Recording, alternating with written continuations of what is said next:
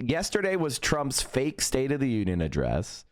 He spoke to a joint session of Congress. It was dumb as fuck. By the way, chat, one of the biggest lines of the entire speech was he said that we spent $8 million on transgender mice. That's not true. That's not true. Mice don't have a gender. Like, I want you to understand how stupid that statement is. Now, they are transgenic mice. A transgenic mice is a mouse that scientists have created that has human DNA, so they can test various like drugs and the progression of certain diseases within a mouse. So so they can have a biological model for to do medical research on. It's called a transgenic mouse. It's not a transsexual mouse. My guess is Big Balls over at Doge put the term trans into a database and just canceled everything that said trans without reading it. And then on top, okay, that would be dumb enough, okay? That would be dumb, all right? That would be dumb enough. But to do that, and then it makes it into the State of a Union speech, is fucking crazy. $8 million to make mice transgender. Is this real life? And you were allowed to vote. Is this real life? Now, this woman's talking about something in particular about transgender mice, but where did she get that from? $8 million for making mice transgender. This is real. Chat, if you hear that, and your first reaction is to laugh or believe it, I wish I wasn't being censored. I wish I wasn't being censored. It sucks that I'm being censored right now. It really sucks that I'm being censored. I can't even make a joke.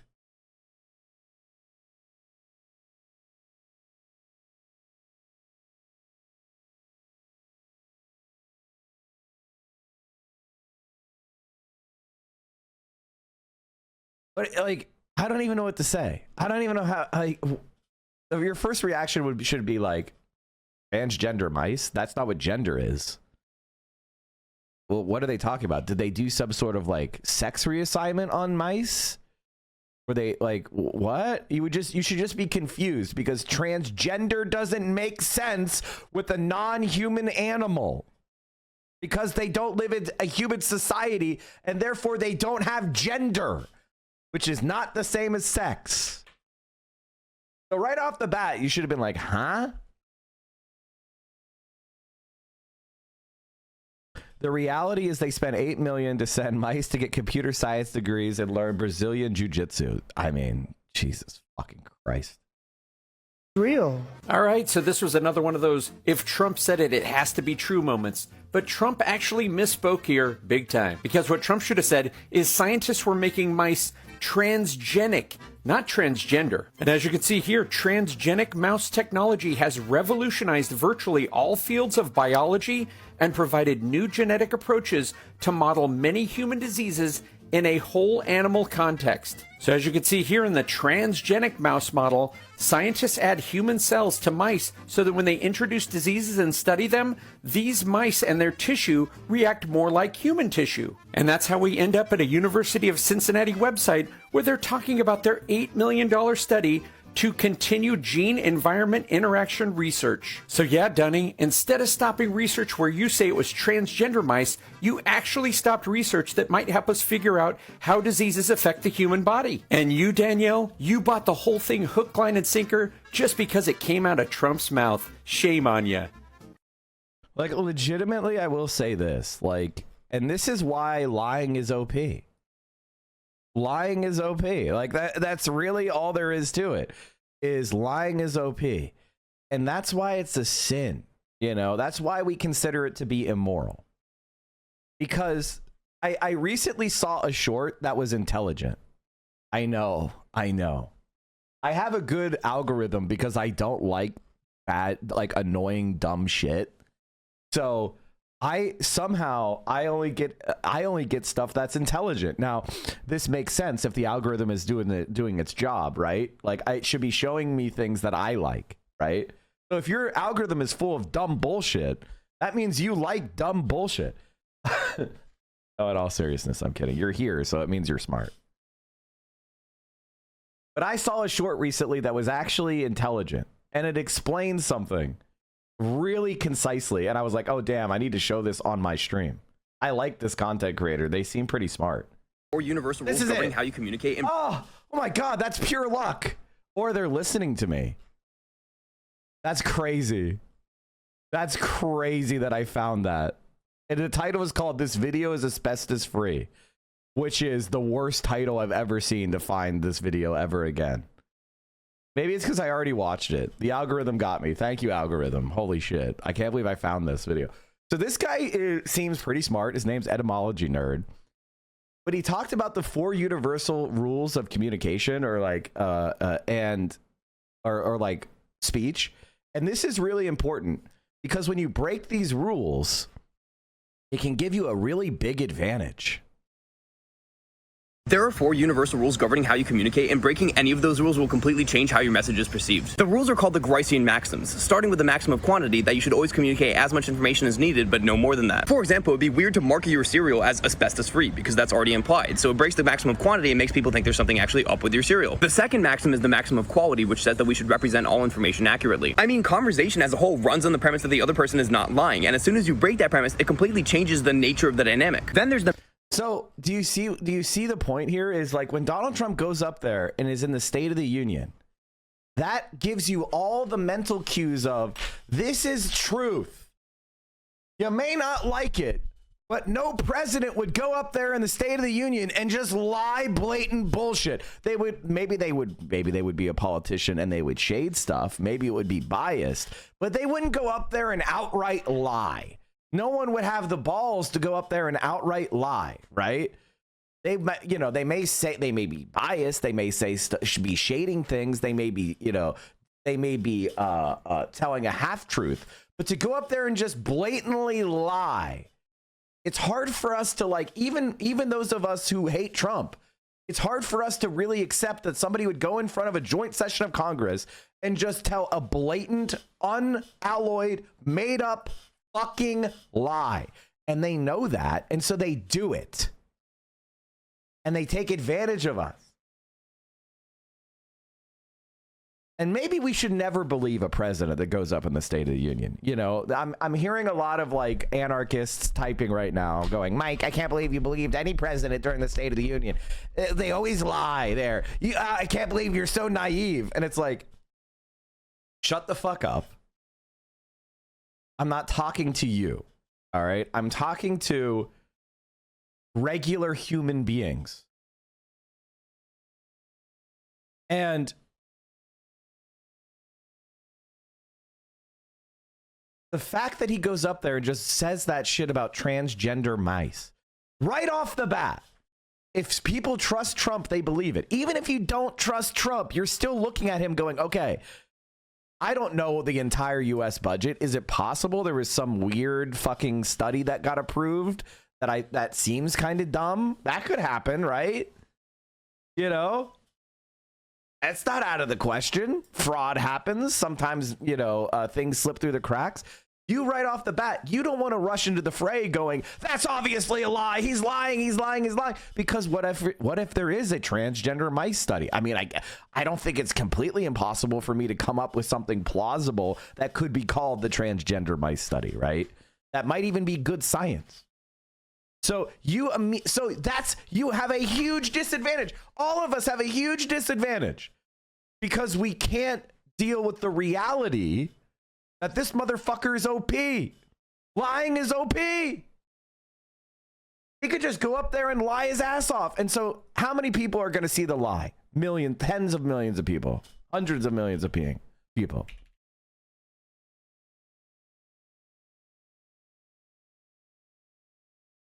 And so now we're in this situation. Like, I would bet you that those of you who have conservative members of your family, They're going to go, and you might even hear about the transgender mice study if you talk to them. Now you know. And today you have a debunk. But here's the thing. When you debunk that fucking lie of that scumbag, are your conservative family members going to go, wow, I can't believe he went up there and lied? Are they going to say Donald Trump is no longer credible?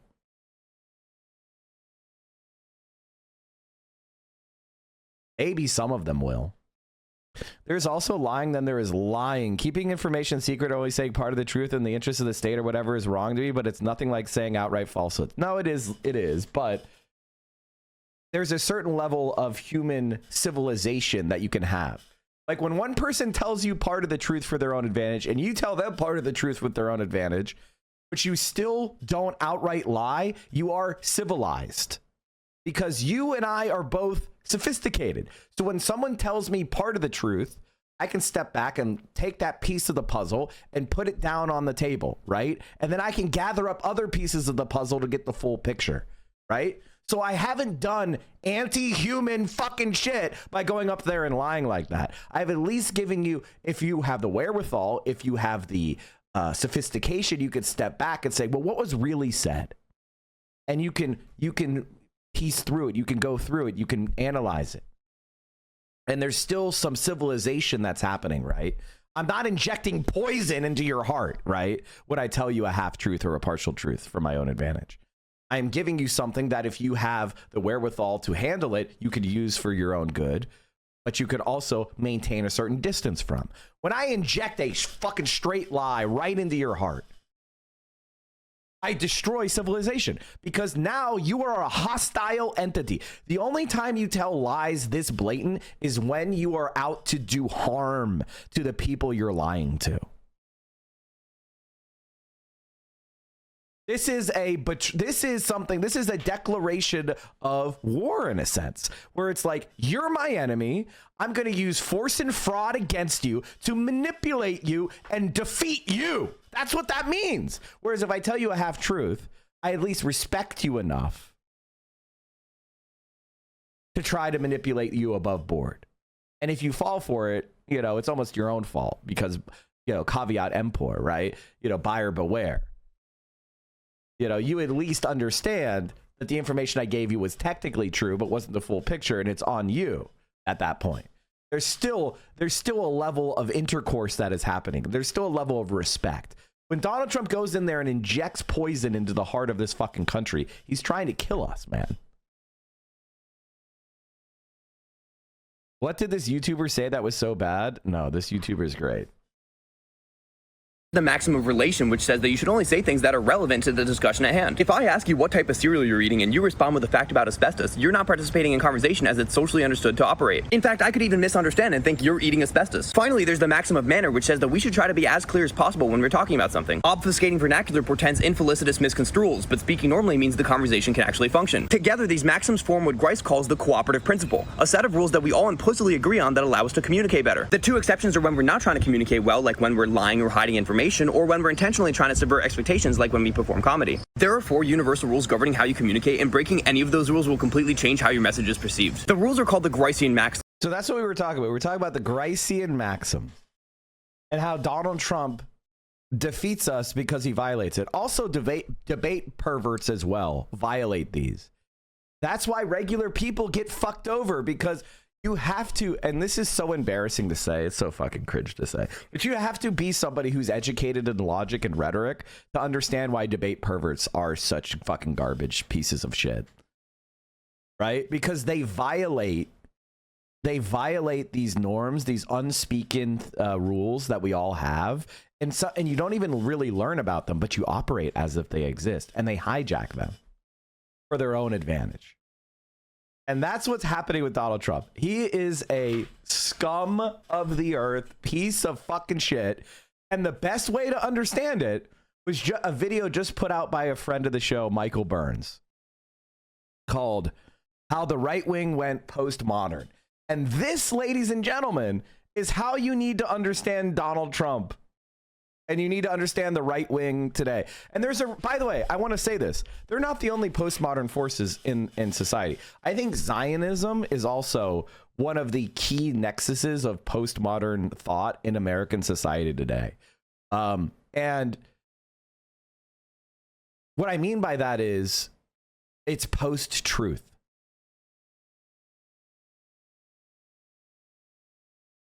Please react to Slotkin's response. I already crashed. I already said, you know what I said? I said on my Twitter account, I said,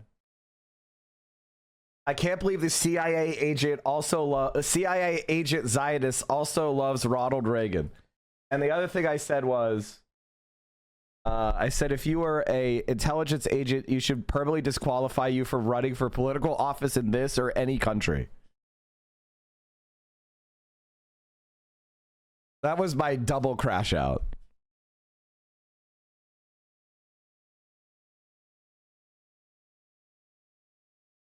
Cool. So I think Trump is postmodernism inherently bad? No. But it is a way of approaching the world that it's like nihilism, right? Like nihilism isn't in and of itself bad per se, but for the truly most toxic belief systems a person can arrive at, nihilism is an element of it. Same thing with like postmodernism. Like postmodernism isn't bad in of itself. I think a good example of that is like arsenic. I would say that like postmodernism is like arsenic, or postmodernism is like, you know, it's not inherently bad in and of itself. It's just that, you know, the beneficial uses of it have to be very carefully controlled, but it can be very easily used to do harm, right? So arsenic in and of itself is actually very useful, and that's actually part, you know, it's part, your body has a little bit of arsenic in it that it needs actually to function. And like arsenic is used in like, you know, chemistry to you know, derive certain elements. I think like gold and silver, but maybe I'm wrong. I'm pretty sure you do use arsenic for that, or traditionally they did. And like, it's really good at fish tank cleaner, you know, and things like that. There are functional and important uses for it, but in amateur hands, in the wrong hands, you can kill a lot of people very quickly. I think that's the best way to think about it.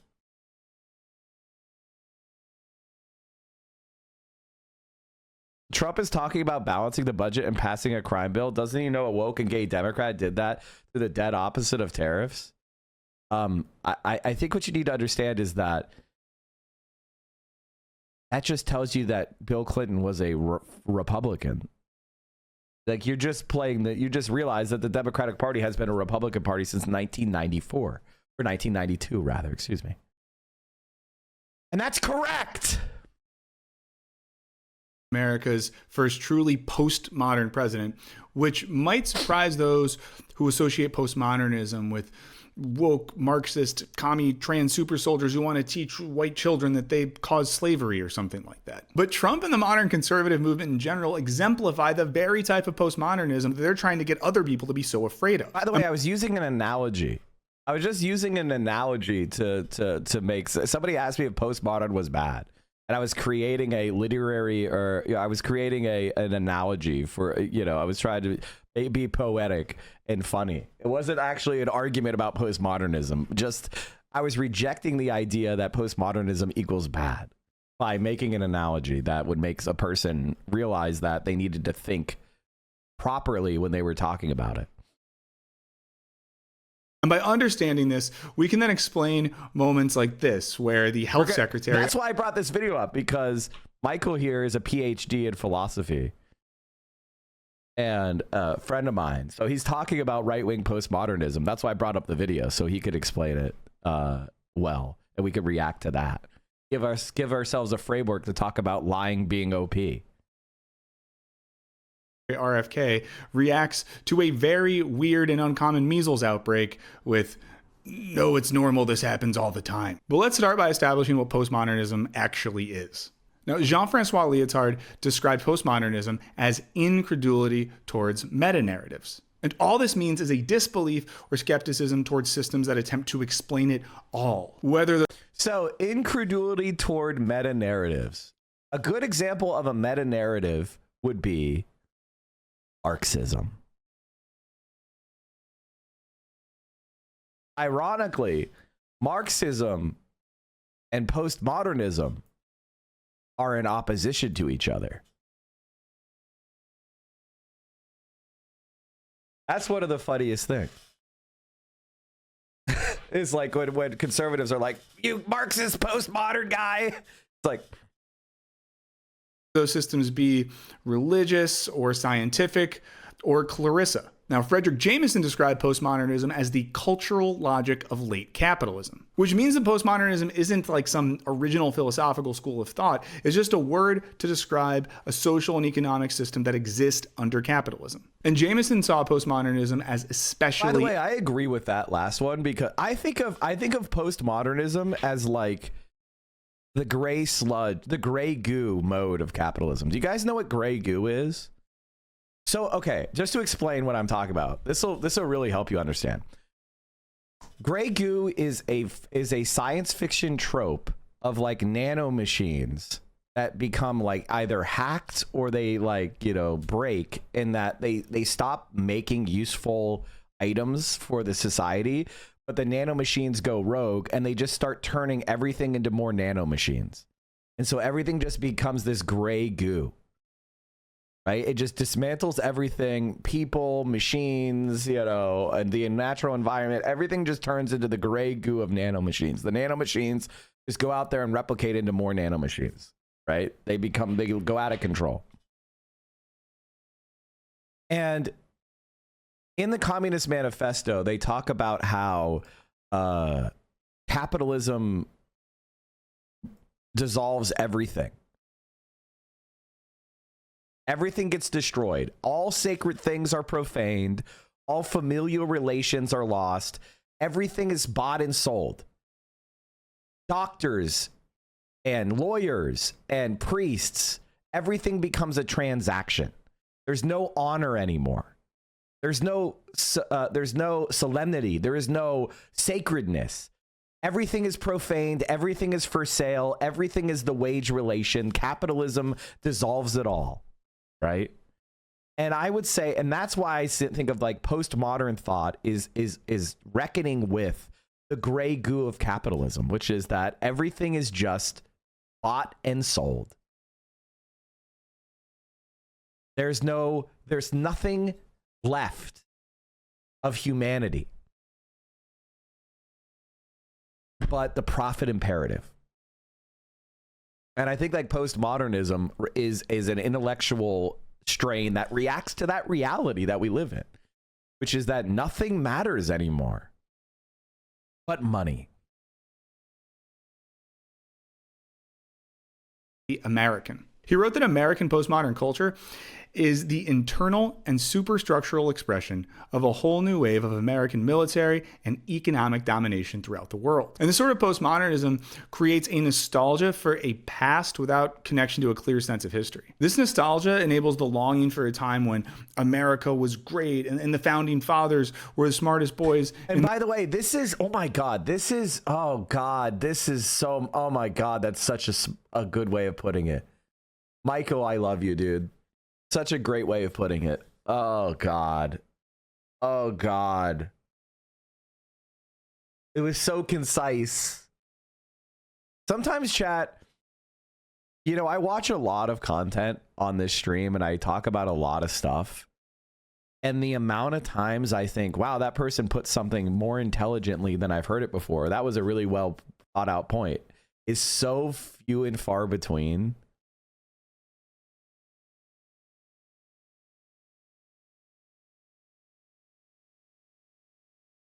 This is why I'm making you guys watch this. Okay. This explains Asmongold, Ethan Klein, Destiny. I mean, the American guy in a nutshell. Just in one sentence, he hits it out of the fucking park. A nostalgia for a past without connection to a clear sense of history. This nostalgia A nostalgia for the past without a clear connection to history. Exactly right.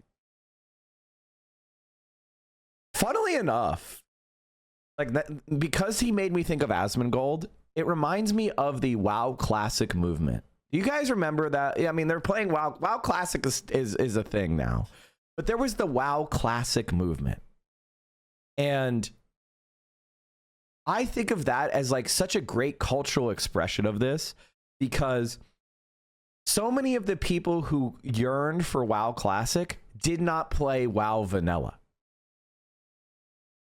They did not play Vanilla WoW. I'm pretty sure Asmongold did not play Vanilla WoW.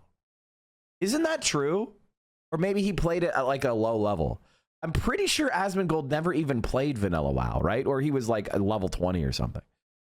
But the leading people he did, was he 60? Did he raid? I thought he played a TBC.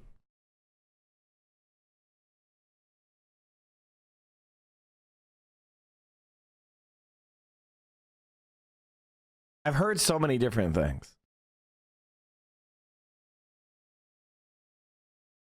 I don't think he raided, at least not seriously. Okay, so he didn't really play the game. Like if you played Vanilla WoW, but you never raided, if you never cleared, you know, AQ40, you didn't really play Vanilla WoW. And guess what? The vast majority of people didn't clear AQ40. It was like 0.1% of people actually played Vanilla WoW to any kind of level where there was any amount of competence expected. He's a South Park episoder. Oh my God, that was so late. And the reason why I say that, and this is why I'm explaining to you the Vanilla WoW nostalgia doesn't make any sense, is because they were nostalgic to an environment that they didn't engage with, right? So there was no history there. How are you nostalgic for something you didn't do? Many of them would like have played like private servers or where the game was completely different. The scripting was broken. The encounters were broken. You could buy and, you know, you could hack content. You could give your, like, you know, they had different rule sets. It didn't have the action batching that it was a different game. So the leaders of the WoW Classic movement were not people who actually played Vanilla WoW. They were people like Asmongold. They were people like, what's his fucking name? Esfand. And by the way, how did they market the WoW Classic movement? Make Azeroth great again. Make Azeroth great again. They were nostalgic for a sense of the history of the game that they did not even experience. That is the perfect postmodern cultural movement.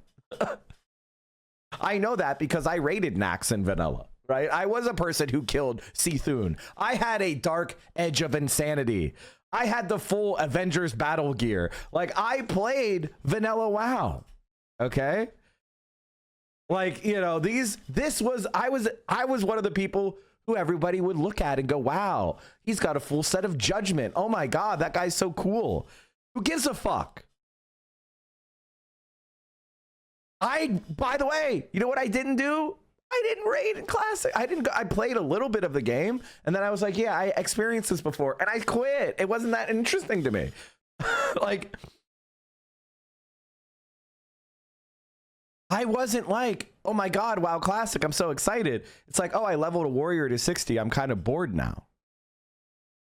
It didn't hit for me the same way it did for other people because I did it.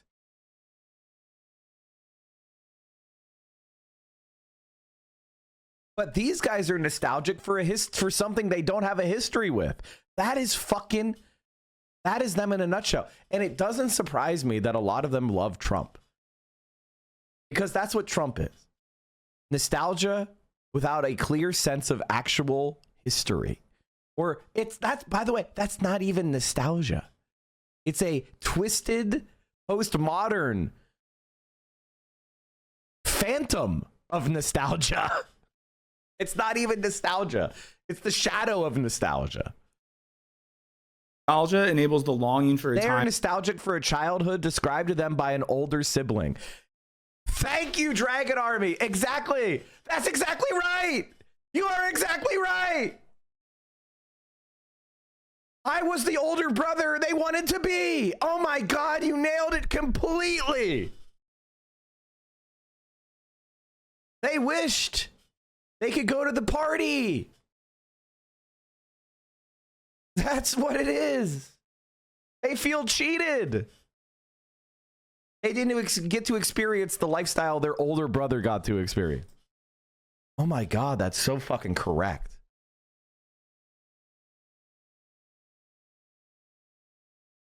Holy shit. I think I'm just old enough. Like, I actually live the life that so many people cry about wanting to live.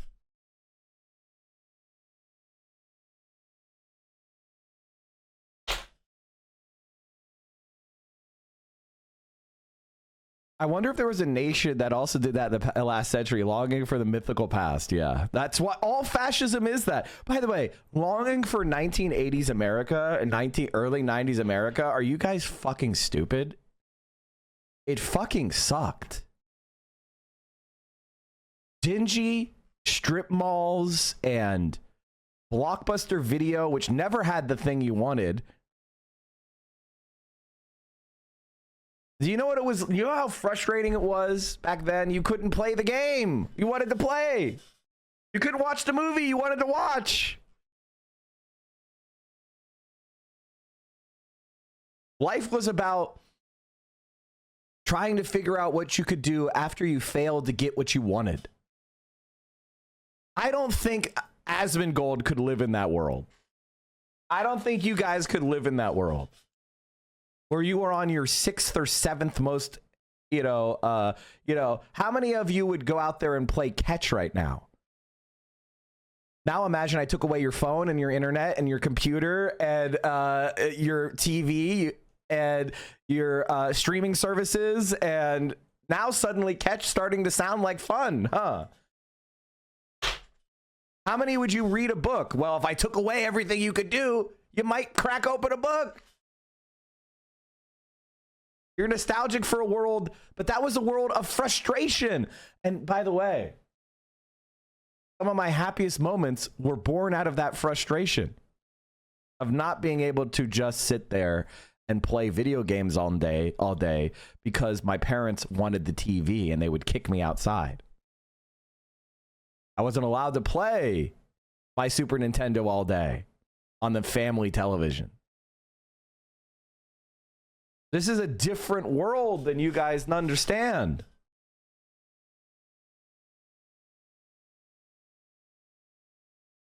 Maybe fascists are right. No, it's not about fascists being right. It's about now we have to be more intentional.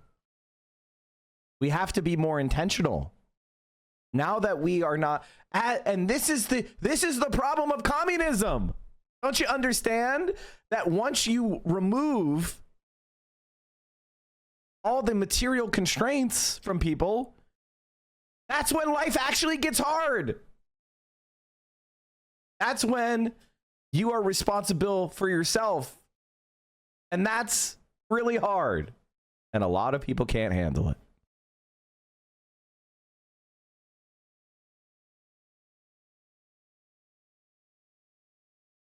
Time when America was great and the founding fathers were the smartest boys in the room and all this stuff without reckoning with actual history. You basically have to do a choose your own adventure when you're talking about the past. Now, Jameson explains this in the context of postmodern architecture. He writes, the postmodern architecture, which randomly and without principle but with gusto cannibalizes all the architectural styles of the past and combines them in over-stimulating ensembles. And we see this in right-wing postmodern politics, right? They're just picking and choosing different aspects of the past without a real connection to their specific history to make these. And by the way, chat, oh my God, Michael, like this is causing explosions in my brain. I love having somebody who's smart talk.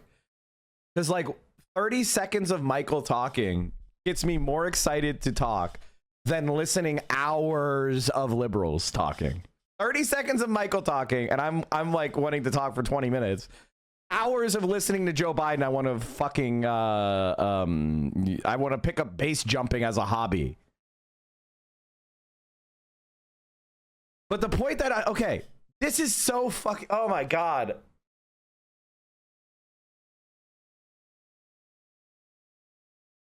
Okay. What am I trying to say?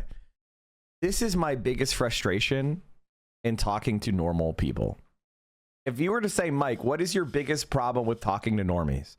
The answer is they don't know anything and they fake it like they do. Somewhere along the line, the most toxic statement proliferated throughout society. And it is the statement that I hate more than anything. And the statement is, fake it till you make it.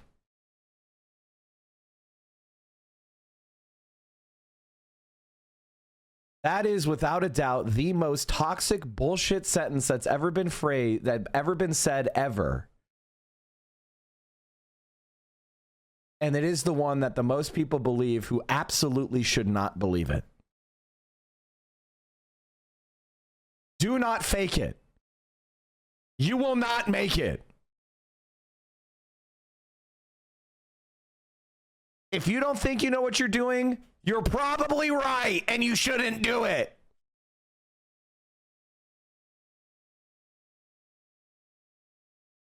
And this is one of those things where confirmation bias and selection bias is working against you, because you'll see somebody and they'll be like, I faked it till I make it. Well, that person was able to learn quickly on their feet. That's probably not you. Or maybe they got lucky and they made a mistake in a situation where the mistake was forgivable, or the mistake was they were in a area where making mistakes was permitted, right? And where they could learn, and through process of elimination. That's not most circumstances, you stupid sack of shit. If you go into a kitchen and you serve me undercooked chicken and I get fucking E. coli and die, you don't get to fake being a chef, motherfucker. You need to know how to cook the food correctly. If you don't know how to cook the food correctly, you watch somebody else do it. You cook on your own. If you're going to risk anybody's life, risk yourself. You don't go into the fucking restaurant and put on the chef's hat. And this is politics in a nutshell. And this is political discussions online in a nutshell, which is none of these motherfuckers know anything. None of these motherfuckers know anything. I saw a clip last night from Cenk Uygur, and it was so fucking stupid. I almost went live. I was so livid. It was so fucking it was the dumbest thing I've ever seen in my life. If somebody wants to find it for me, just so I can spit on that fucking guy and his fat face. It was so dumb. All respect I ever had for him instantaneously was deleted. Oh yeah, this is it. This is it. You dumb sack of shit. You are the dumbest fuck I've ever seen in my life. Legitimately too stupid to breathe. How did you make it this long without tripping over your own feet and falling down the stairs and dying? This is that fucking stupid. All right, let's watch the dumbest clip of all time.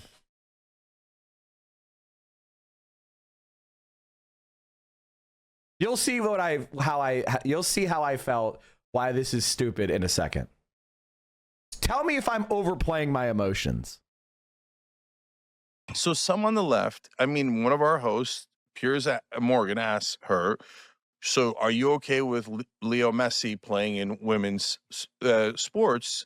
And by the way, he said it in the most extreme way, if he declared himself a woman tomorrow, even without hormone therapy or anything. Doesn't work. I'm telling you, I could give you 19 different studies that show it's not effective. So first of all, my opinion is, are you nuts? Like, if you put Messi in, he'd score 20 goals a game. If you put LeBron in the WNBA, with or without hormones, he'd score 200 points a night. Okay, and I've read the studies. They always say, "Oh, there's studies," and they never read them. Then they got to the absurdity of Floyd Mayweather going into women's boxing if he declares himself a woman. Do not say yes to that. Do not say yes to that, because they're going to hurt someone. And when they do, Right. you're going to lose the country even 100%. more. Then you're not protecting trans rights. You're walking them backwards. We had the bathroom thing and the military thing solved. I think that they should be able to go into the bathroom that they appear to be, right? If you're The bathroom thing, I agree with that. Like that's like a who cares? No one's assaulted. There's no case of anyone being assaulted by exactly. a trans person in a bathroom. And this is 100% with you. However, in sports, this is a flat earther conversation. So, Jillian, that's exactly what I'm saying. So, since they insisted that Floyd Mayweather should be able to go, Mike Tyson should be able to go into a ring with biological women if he has puberty blockers, etc., that made people go, oh, forget it. Then I guess they're wrong on the bathrooms too. Now, Cenk, you are a stupid asshole. I just want you to understand something. You're a dumb fuck. And the reason why you're a dumb fuck is because you fell for this. You fell for this because you're not very intelligent. I mean, just frank, right off the top of the bat. And like, you know, most of the time I would just start with arguments. But in this time, I want you to understand, you're stupid. You're a stupid fuck. And the reason why I can say that so confidently and comfortably is you can't even debate a conservative if you fall for this. Like, if you fall for this level of stupidity, you should just be done talking in public. Because this is a completely made up, stupid, bullshit idea that is in no way related to how women's sports actually work or how being transgender actually works. You're talking about something, and it betrays the fact that you don't understand what it means to be trans. You are stupid. You are talking about transgender issues, and you don't even understand what being trans is. You're talking about a hypothetical that cannot exist if you know what trans means. It's like describing the color white without ever having seen white.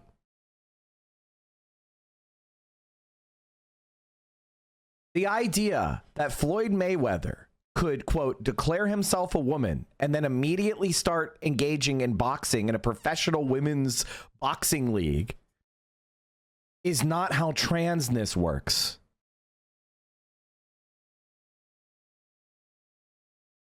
It is a hypothetical cooked up on South Park to mock trans people because they're too stupid and lazy to even understand what being trans means.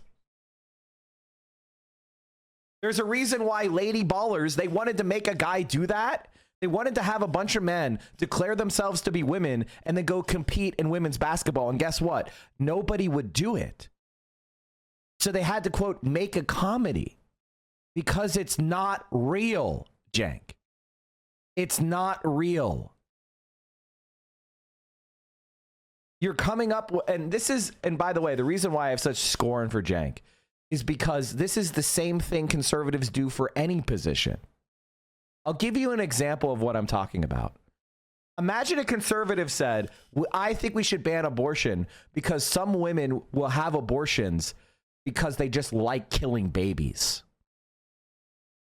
Some women, you know, they'll get pregnant. They'll go through 9 months of pregnancy just so they can have an abortion right before birth so they can kill babies. That's why we should ban abortion.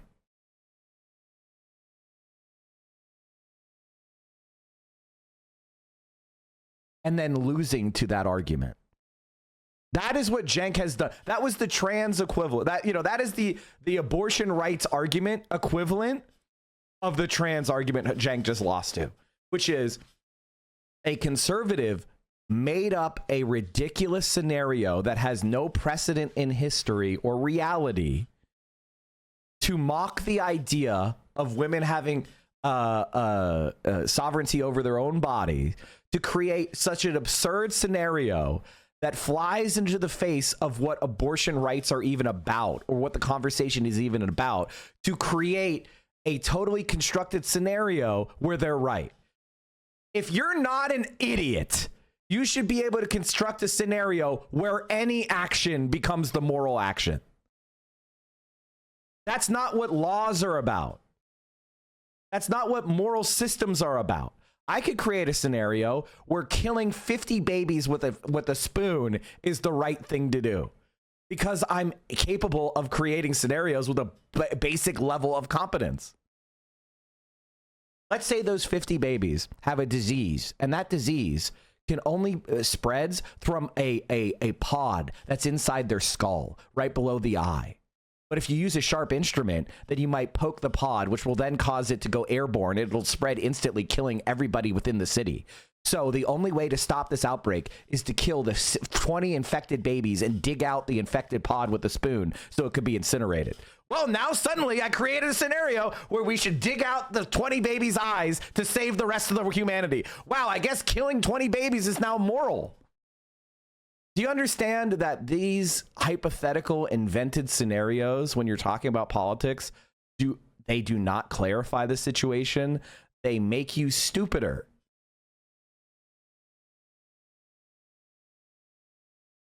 The reason why they're inventing Messi is, why would Messi, and let's talk about this for a second. Women's sports get paid a lot less than men's sports. Messi would never do that, because winning the male competition gets you a lot more money, because we live in a patriarchy. Do you understand? Floyd Mayweather would not become a women's boxer because men's boxing is where you make all the money.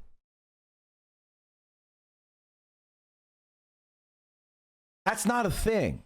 And then just, you know, if in case somebody is stupid enough to fall for this dumb fuck argument, we'll make one more argument, which is based on reality, which is there are millions of collegiate level athletes in this country. Millions. Do you know how many transgender athletes there are? It's like 7 at the collegiate level. They are just making this up. They're creating an absurd hypothetical because reality is boring. Millions? No? Yes. Oh my God, you're fucking stupid. Why do people object when I'm up? How many collegiate athletes are there? There were 520,000 student athletes competing in the NCAA championship sports. There you go. 250,000. Not millions. Fuck. I was also including high school as well. Fuck. How many high school athletes? I should have said high school and collegiate. Fuck.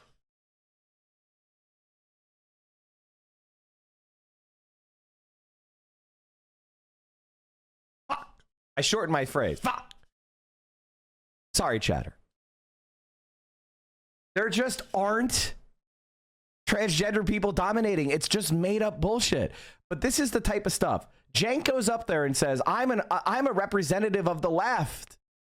And I think it's ridiculous that the left thinks that Floyd Mayweather should be able to compete in women's sports. That's not a thing. In actual competitions, in Olympic competitions, in collegiate athletes, they require transition.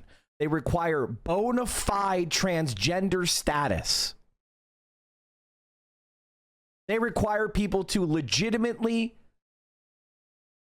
live their life as the opposite gender. They require people to really lose testosterone for a significant period of time and have, in fact, that may even put them at a disadvantage in competitions because they're forced to go to a lower level of serum testosterone than many cis women have. It is not how it works. It's just made up.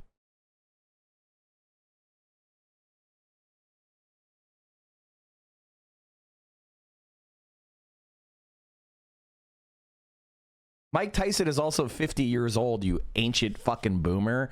Can you use an analogy for boxing that's like within the last 30 years, you fucking dumb boomer? I care so much about boxing that I can't name anybody who boxes within the last 30 years. Shut the fuck up.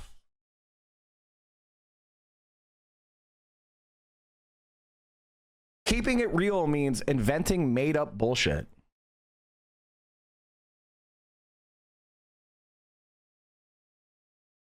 and they're wrong on the military. No, no, no, no, no. You made it worse, not better, by sticking to an absurd, extreme position that is both indefensible logically, Agree. but also, whether you think it's right or wrong, you're driving 98% of Americans. I think you're still right, because if you count JUCO, non-funded sports, extracurricular, probably had 1 million students involved in athletics subject to Trump's policy.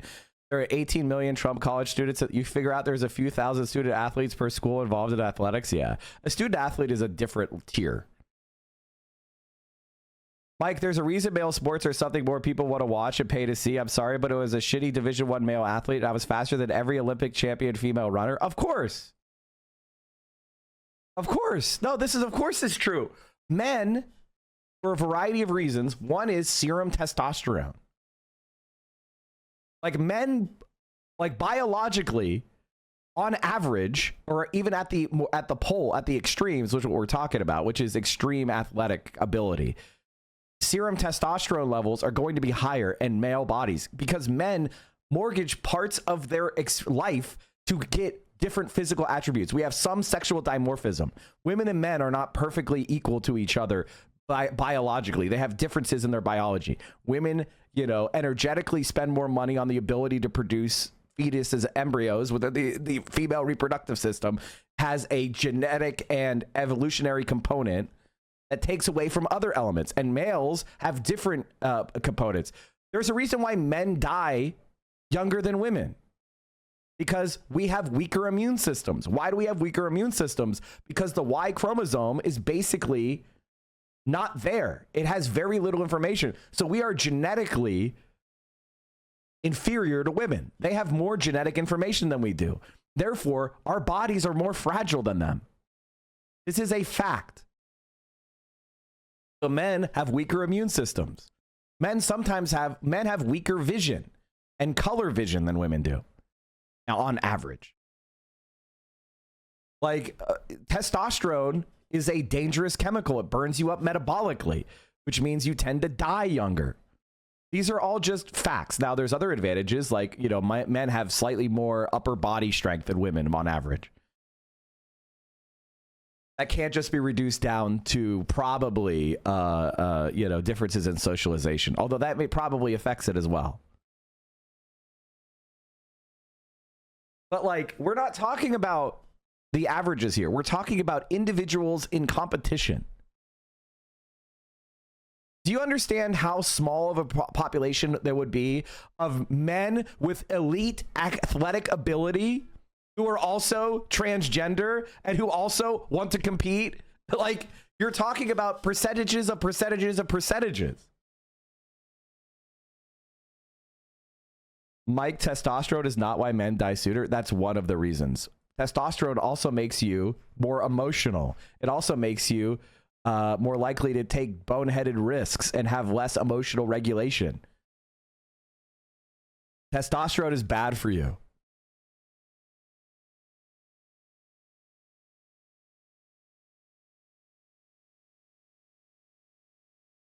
I think Jake is so jealous of Hassan's success that he's chosen to grift. I mean, I just think he's a dumb boomer. That's it.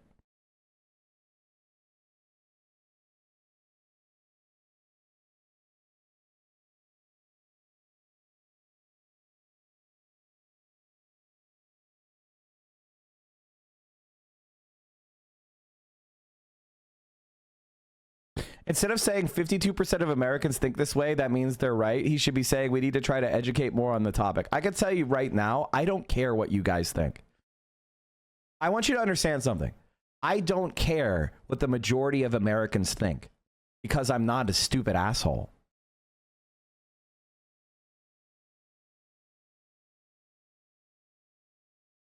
My thoughts do not depend on you agreeing with me. My thoughts depend upon my reason.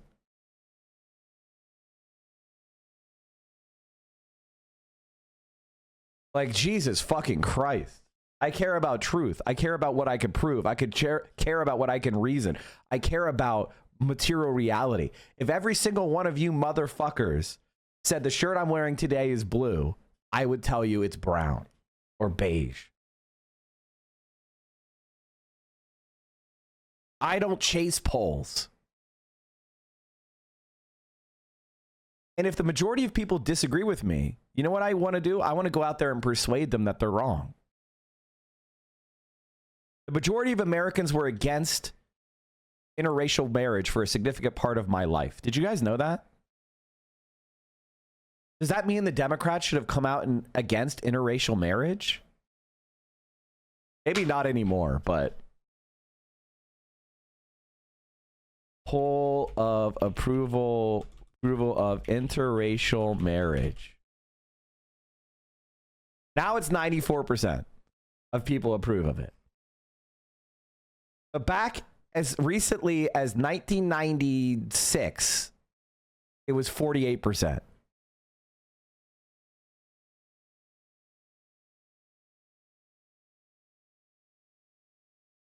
It only recently broke into the 80s.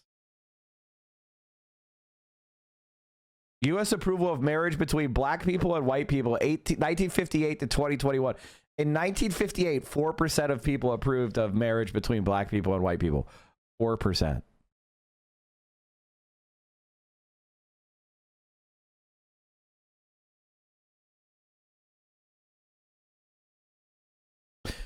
Previous measures from 1968 to 2013 found double-digit gaps in approval between white and non-white adults. Today, the 3 percentage point that separate approval among white and non-white adults is within the poll's margin of error.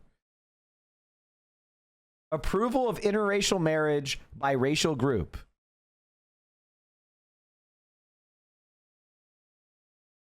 When I was born, it was 38% of white people approved of interracial marriage when I was born.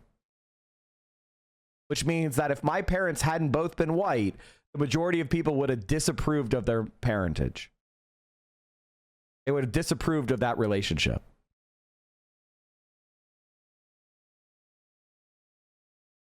Does this mean that I should go out there and I should have been afraid to argue in favor of interracial marriage back then?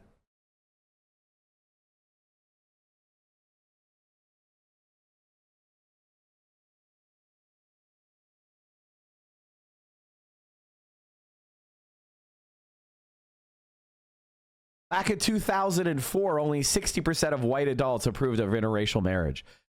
How many of you think that it would have been a good idea to campaign against it? That's where Cenk is. And that's why I call him a dumb motherfucker. Because he falls for hype. One of the number one things ignorant assholes will do when they talk to you about a subject is they will want to talk about hypotheticals. They want to talk about hypothetical situations because then all they have to do is invent a scenario with anybody with a functioning brain should be able to do where they're right. You should resist playing in hypotheticals and stick to empirical reality. And if you don't know what empirical reality says, you should study it until you do.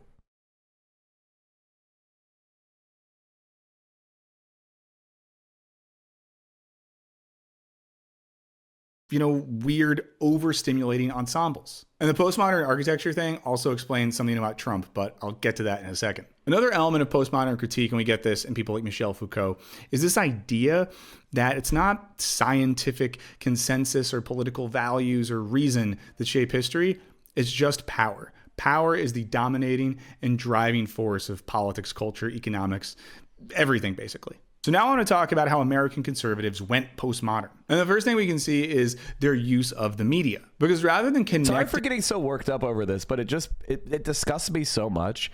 Because I want you to understand something, chat. Trans people are incredibly marginalized. And they are incredibly harmless and powerless in this society. And to see pathetic fucking losers take advantage of that out of cowardice and laziness, it just disgusts me to my core.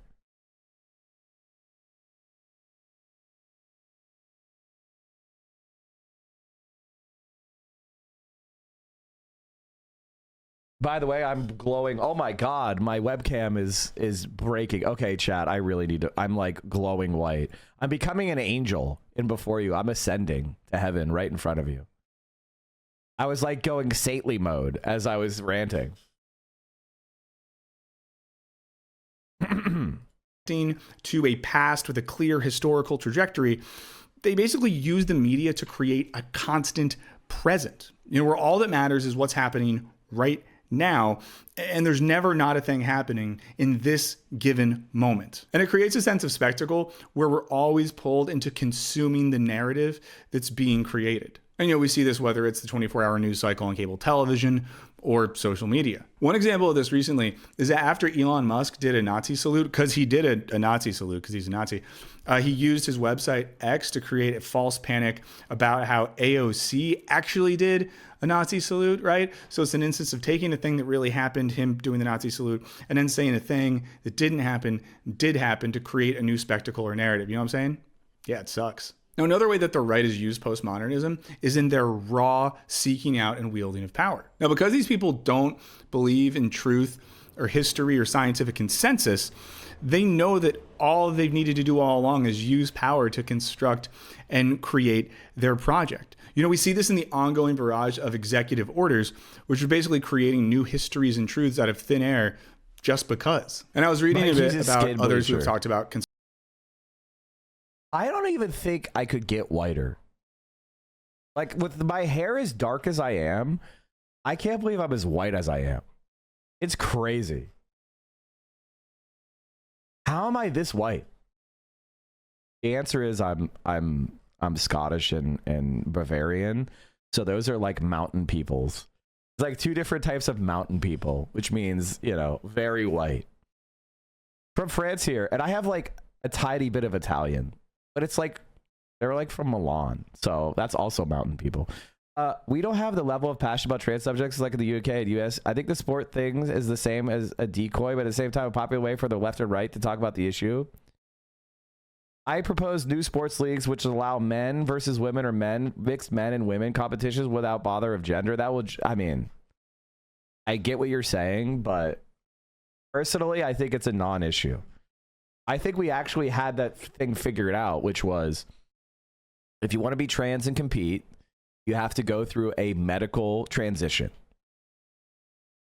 right? If you want to compete in women's leagues, you have to go through a medical transition. I don't think that's actually caused any problems at all.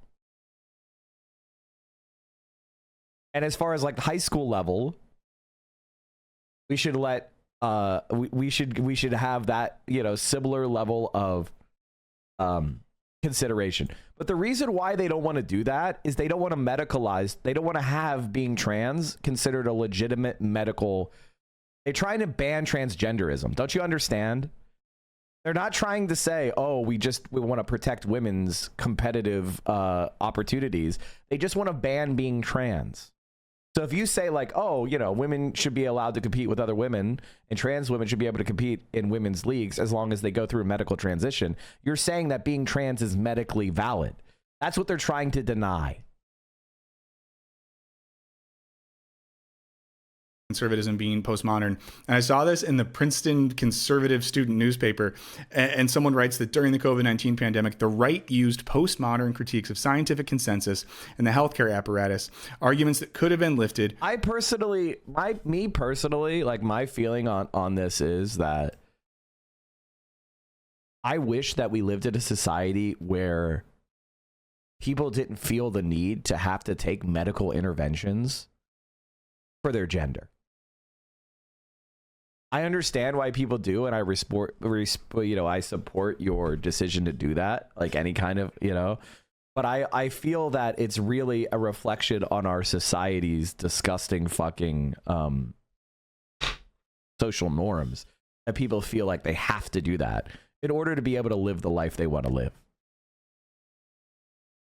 But I guess I'm in the fantasy gender abolition world where people are so fixated on gender that you can't talk about that.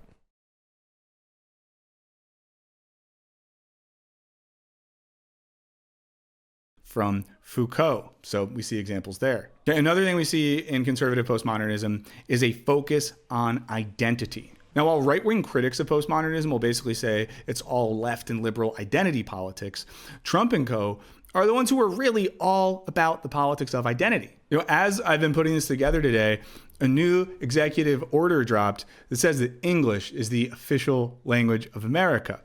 And this overall project is really about making the white Christian American identity the identity that matters, the identity that gets to both create truth and then benefit from the truth that have been created. And there's so much other racist, white supremacist stuff happening right now, but that would be a whole other video. Now, that would be a whole other like 100 videos. Now that'd be a whole other 1,000 videos. And what this all does is create this pure present with no connection to history, no connection to existing ideology, in which they can kind of do or say whatever they want. And when you're disconnected from the past and history, it makes it really hard to use history to critique that present. Now, Jameson has written about this, and he calls American postmodernism a new and original historical situation in which we are condemned to seek history by way of our own pop images and simulacra of that history, which itself remains forever out of reach. And I think it should be obvious that Donald Trump is the perfect postmodern president. And I think that's mostly because Trump is a real estate guy and a reality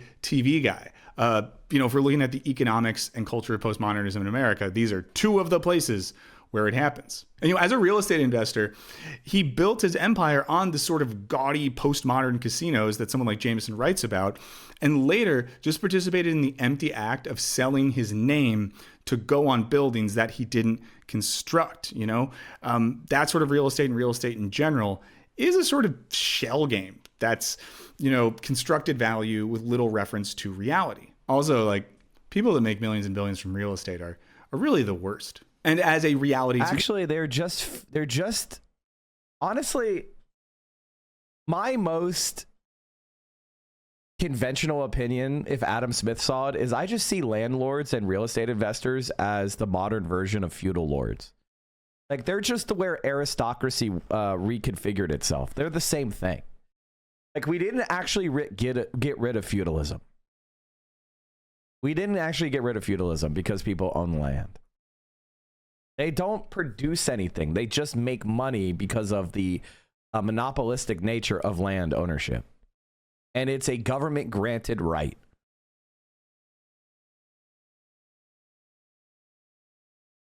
TV personality, Trump learned that truth and history don't matter. Media narratives and spectacle do. Now, truth and history do matter. However, is it going to matter more? It only matters, and here's the thing. Okay, it does matter. But, okay, now we're getting into some real shit. Let's get into some real shit for a second.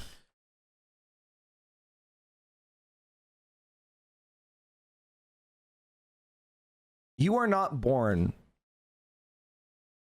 naturally as a empathetic, social, educated person.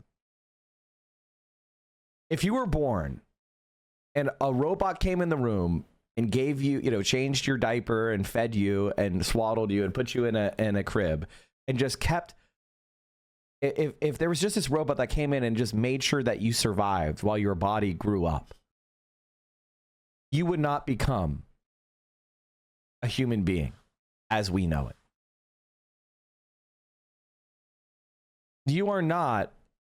You require extensive intervention from other human beings to become a human being in our society, right? And in a lot of ways, we fail to build able human beings. In the Soviet Union, one of the crises that they realized is there's a lot of people that are just not educated, that are just superstitious, that are not very curious. There is a lot of people like that because you don't spring into adulthood by magic. It's a historical process. And if you were unlucky, you didn't get educated. You didn't get taught science. You didn't get taught how to care for others. And they realized that they had to build a Soviet citizen. It's the same thing the founding fathers of the United States, if you think this is communism and you're scared. The founding fathers said the same thing, which is, to have a democracy, you have to build citizens. And that you don't become a person on your own. So it's a social responsibility that we all have to build citizens and build values. The Greeks would call it virtues, right? We have to inculcate virtues because people don't naturally have virtue. What separates a human from an animal is virtue. Animals only know instinct and impulse. They don't have virtues. And so, how do we construct people that care about facts, that care about history, that believe in science, that believe in empathy, that believe in the human society and human race as a value within their empathetic circle? How do we build people that don't go, I only care about me and mine? How do we build people that care about all of humanity? How do we build a society of human beings that care about human beings? That's a difficult question. It doesn't happen on its own.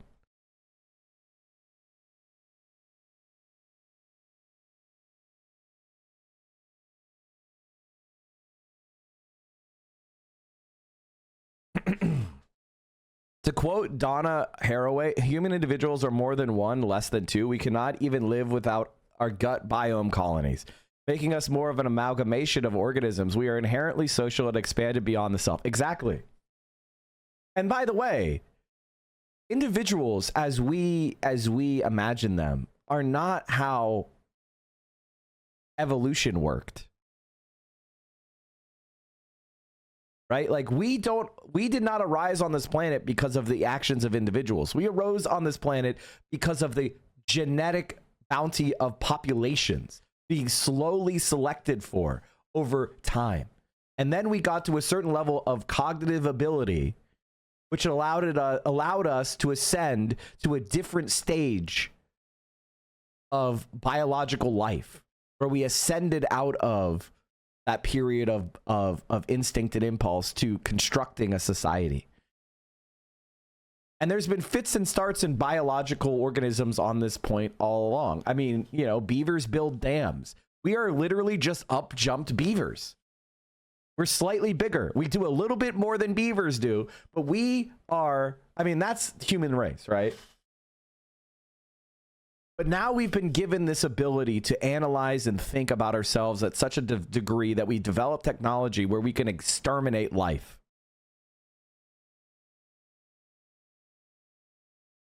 And we need to have morals that match our power. And right now we don't. We don't have a moral and social and economic system that matches the power of our technology. And that is the crisis that we are staring down the barrel of. And that's why we need socialism. It's the stuff that matters, and that's why he's so good at this. And while I won't get into all of this today, I do think and people that make millions and billions from real estate are really the worst. And as a reality TV personality, Trump learned that truth Wheel of cheese, what do you want me to know? What are you trying to ask me?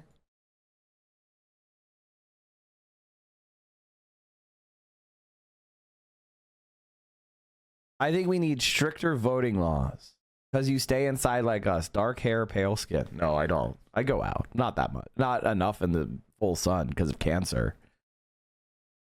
My family has a history of skin cancer like every other white American, so I try not to get nuked by... I got over trying to look tan.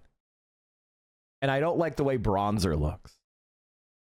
So I just rather would avoid the skin cancer and premature aging. Thank you.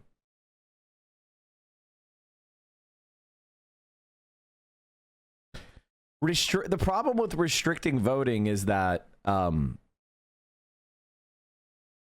just because people are more elite in this society doesn't mean they have elite morals.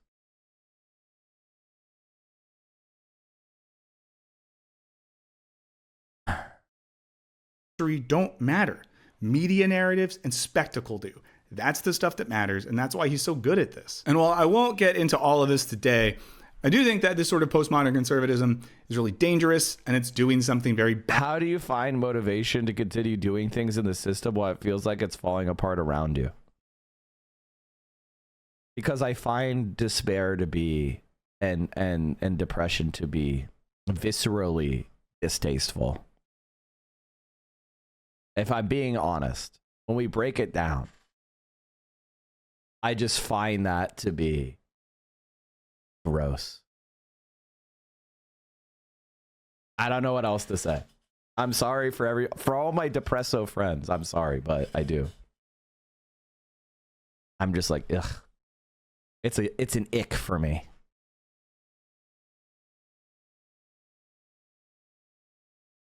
It's like, you know, it's like waking up and catching a whiff of your own, catching a whiff of your armpit and going, wow, I need a shower. You know what you do? You immediately jump in the shower. At least I would. That's how I feel about depression. As soon as I feel a little depression, I'm like, ew, I'm feeling depressed. That's gross. That's the ick.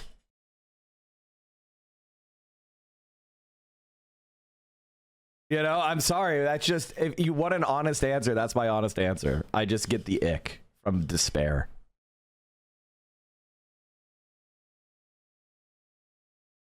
Add to us. It's not really, I'm saying I can't help you. I'm just, you asked me how I feel, and that's the answer.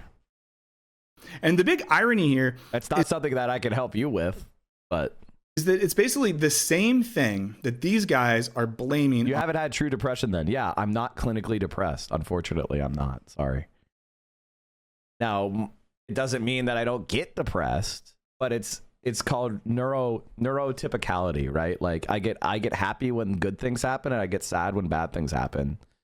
But then I kind of we return back to kind of a neutral affect over time, you know? So it just kind of like bounces. So like when bad things happen, ugh, yuck, gross, feel bad. And then I'm like, and then I kind of like grieve and I move on, and then I construct like a way of imagining a better outcome, and then I start progressing on that point. My problem is more like executive dysfunction. That's my mental illness. Executive dysfunction is my mental illness, where I have to get to the point where either I create a habit or I have external pressure to an extent, or something is motivating me, and then I execute. That's the problem. Is my like, it's very lame, but it's true. You're talking about sadness and the state of things. There's a difference with clinical depression. Yeah, exactly. But somebody didn't ask me, how do you deal with clinical depression? They asked me, how do you feel? How do you not feel depressed and like despair? And they didn't ask me if you have assume you have clinical depression. They asked me, how do you get over the X, Y, and Z? The other answer is I've had wins before. So I can draw strength from my own wins. Right? Like, I am not somebody who just loses all the time, right? If I was, then I would have no well to draw from. But since I have W's, I can go look at my W's and be like, hell yeah. And I can be like, I want more of those, right? And by the way, I've helped you guys. You guys have gotten W's through me. I don't know what you're complaining about. We've literally gotten W's on stream. What are you fucking talking about? We've literally gotten socialist elected, and we've literally done that in the stream. Like, what the fuck?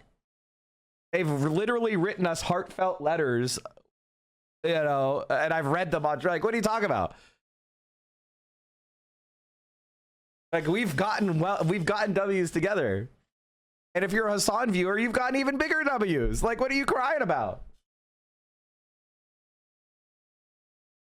So my answer is, if you've ever felt solidaristic victory, that, for me, is some of the happiest euphoric feelings I've ever had.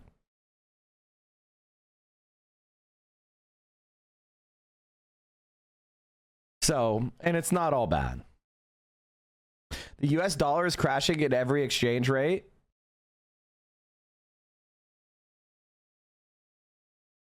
Is that true?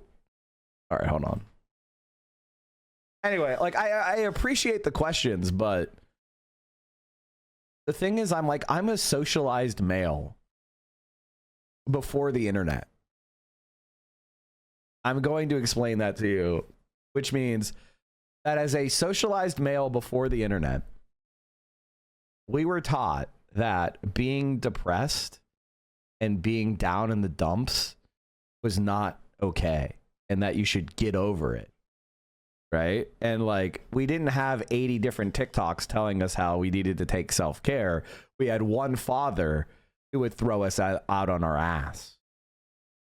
And so that caused brain damage where we don't really even consider the idea that we get to be depressed. You know what I mean? It's super unhealthy, but it makes me appear to be healthier, which is what they cared about. See what I mean?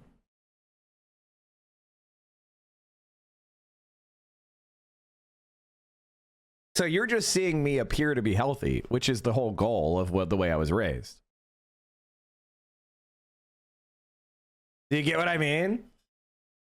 So yeah, you should say, Mike, I wish I had parents that would say, get up, get over it. All right. What was I gonna say? Oh, what was I doing? Oh yeah, I was looking at FX, foreign exchange. Euro surges. God damn it! I should have bought euros.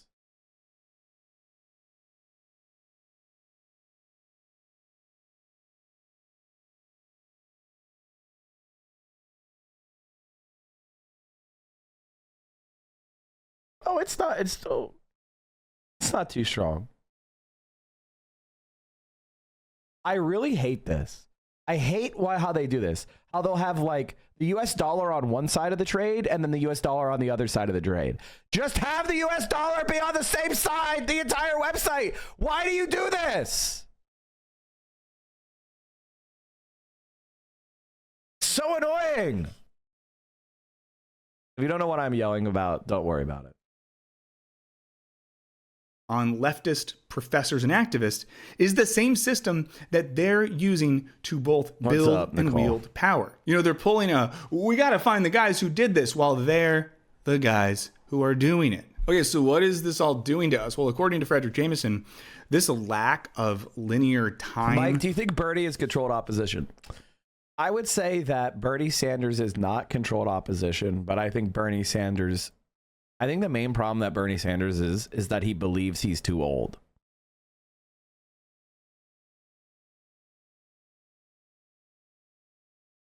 I also think that Bernie Sanders is somebody who thinks that the crisis is acute. And so he doesn't want to make decisions that may be effective in the long run because he's in his 80s. So he doesn't want to make a move that will only work 15 years from now because he'll be dead, right? Or probably dead. So that's the main problem with Bernie Sanders. If Bernie Sanders was 65, I think he might be doing something different than he is now. I think that's the problem with Bernie Sanders. The problem with AOC is that she is Elizabeth Warren cucked. AOC went to DC and she got surrounded by a lot of professional managerial class Elizabeth Warren cucks.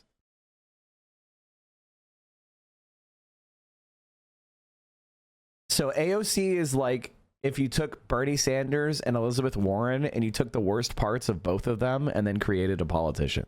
That's AOC. Now, you know, that's better than 99.999% of Democrat politicians, but it's still pretty inadequate.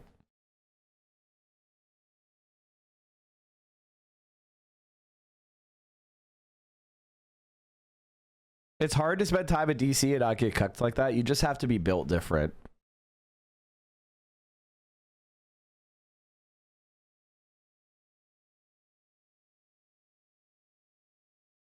Bernie also vehemently abandoned the organizer coalition class he worked with in 2016 in favoring of tinkering with the party to push domestic policy. I don't think he vehemently abandoned them. I don't agree with that. But I do think that what happened is he thought he could win by playing an inside game, which is very tempting.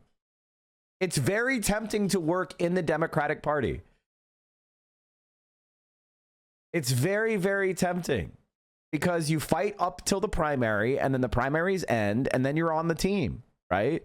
And then you get to go to all the DC shit and you go like, well, listen, I'm a then you get to go and be involved in the DC shit. And then it's like, oh, fuck. Then I got to do primary stuff and I need to fight the people that I was just cozying up to. And it's like, that's the cycle that happens, is like, that's why the inside game, it diffuses energy, because you get to be just a Democrat for a while, for most of the time. And that's why AOC is turning into mush.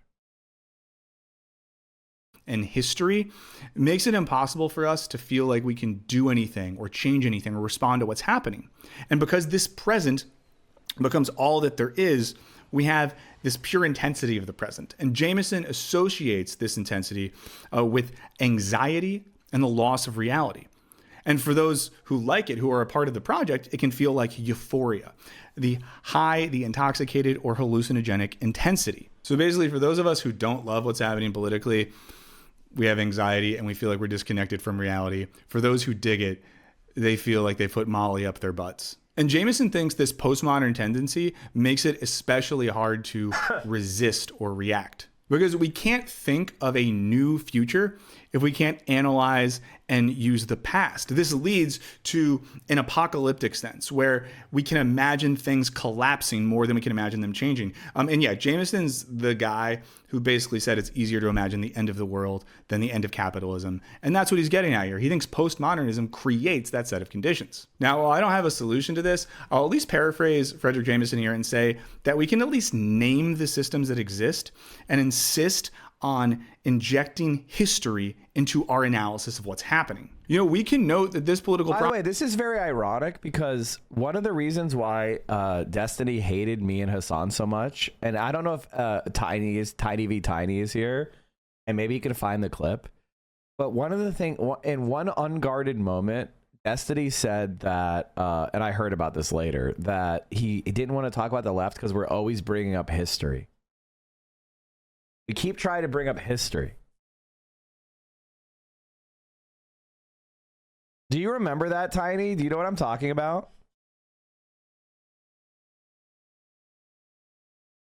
Project is not connected to conservative history or the founding fathers or Christianity or anything like that. I don't know when that was. I can't give you I honest to God can't give you more precision than that.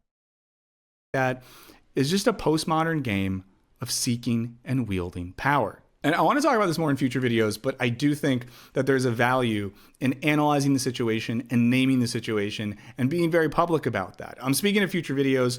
Thank you so much for the support of everyone who signed up for my Patreon. You're helping me make stuff. If this video looks better, it's because I bought a new camera, because I am using the money I make on Patreon to reinvest in my production. So thank you for that. There's a link in the description. I do want to know this. I think he was talking about his debate with Richard Wolff. Debate. Destiny trying to debate Richard Wolff was one of the most embarrassing things ever, because his community thought he did well, and Richard Wolff was trying to, like, was on like a different level, different plane. Like, Richard Wolff was talking about 3 different ideas of socialism, right? And how they're all socialism, and that we should take the critique. And so, like, because like one of the things people will say is like socialism has never been tried, right? Because they disagree with like Stalinism or whatever, right? And so they'll be like, no, that's not my socialism. Socialism has never been tried. And what I really like about Richard Wolff is that he says, no, actually, that was part of the socialist tradition. But so is Nordic countries, right? So is what, you know, the Social Democrats built in Sweden. That's also part of an attempt to do socialism, right? Why? And that failed too. So we should learn, we should pull the things we like from every system, and we should re-examine it. And we should take the critiques of history. Just like you would if you were trying to build a bridge and it fell down. Would you just stop trying to build the bridge? Or would you say like, okay, this was the mistake, this is where it failed, and then try again? If a project is worth doing, 1 failure or 100 failures, it shouldn't be enough to deter you. And by the way, with liberalism, the world we live in today, there was a lot of failures. You know, there was a lot of failures. You think we got liberalism on the first try? Like, that's the thing that's really crazy to me is like people will talk about these things and be like, oh, this didn't work. They weren't able to do central planning economics in Russia in 1920. Therefore, socialism is forever discredited. It's like, what? We couldn't go to space in 1920. Does that mean going to space is not real?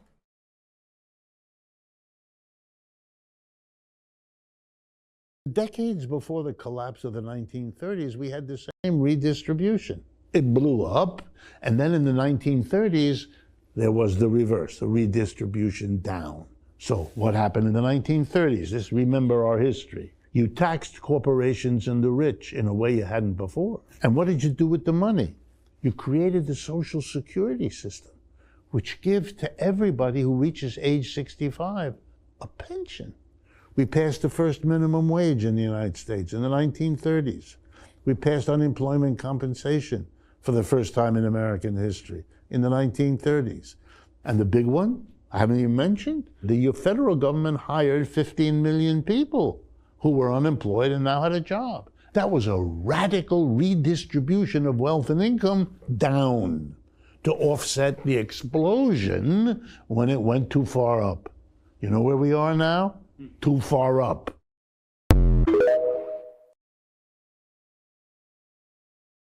He didn't know what fiduciary responsibility was. I remember Has grilled him on not knowing that. Yeah, because he's a fucking idiot. I think what people don't understand about Destiny is he's actually profoundly remedial in his level of knowledge on shit. The problem is, like, he's very good at Googling and reading what he just, he's good at reading off a teleprompter.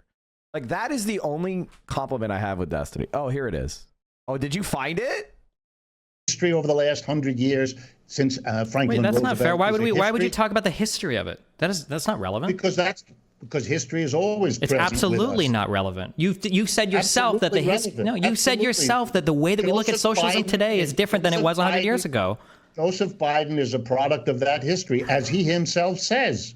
That party has been unable to make a government. They couldn't even preserve the level of government intervention that was achieved in the 1930s. The last 70 years have been a rollback of the New Deal, an undoing of it, and that was But done as Destiny much. doesn't know what the New Deal is. Like, and I mean that as an insult. Like, he doesn't know what that is. In fact, most of you don't know what that is. Like, if I say what the New Deal is, you wouldn't know. You don't fucking know. Now, maybe I think more people here know what the New Deal is than most people, but most Americans just don't know what that means anymore. Okay? Like, that's the reality. So when Destiny's talking about the New Deal, he doesn't know what it means. He does not know what it means.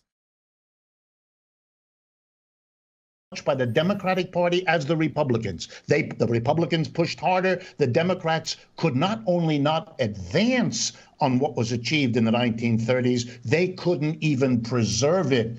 That's why we have an unemployment problem now and have had a terrible experience. I think we have an unemployment. No, absolutely not. An unemployment problem. Democratic politician proposed a jobs program of the federal government the way worked so well in the 1930s. You couldn't even have the courage to come up with what was already done. It's been a retreat. The Democratic Party has been a retreat from what it did before.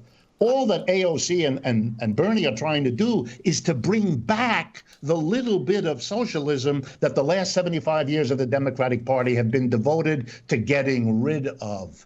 That's why they're so embarrassed, these political centrists, by the rise of the left. They thought it Socialism, was over. I noticed it. This is like this is unimaginable analysis of political parties today in the United States. I don't think the closed shop policies that Biden are advocating for represent some walk back in policies, or I don't think that the Democratic Party and the He's Republican. not advocating closed shop. He's never advocated closed shop. He doesn't know what closed shop means.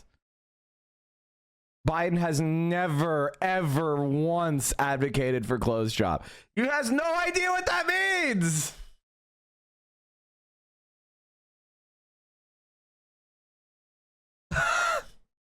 It seems to be a key problem with people that call themselves socialists is your definition of socialism is so amorphous and morphing at any particular point in time. I still don't really have... Well, you seem to be having trouble with it, but that doesn't make it amorphous. It absolutely is amorphous. Even your definition of capitalism is absolutely amorphous, where I hear ruling... Well, you're just not familiar with it. I'm absolutely familiar with it. I absolutely... Okay, when you say you don't know what it is, and then the person says, okay, you're not familiar, you're supposed to say, okay.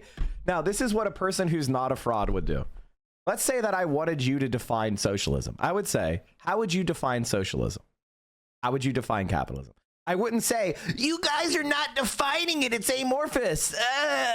This is just engaging in bad faith, rage bait.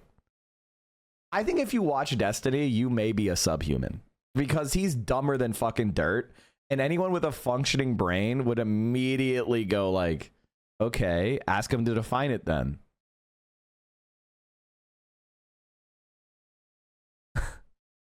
Am able to, if you would like to ask me for my definitions of many of these things, I would be glad to explain it. And you can tell me, you can correct me, Professor, if you think I'm incorrect in my understanding of things. But I believe that when I ask you to tell me, like, what is capitalism, what is socialism, and it feels like I'm listening to Trebek, read off the board in Jeopardy, I feel like that's damaging to the position that you're trying to explain more so than me asking the question.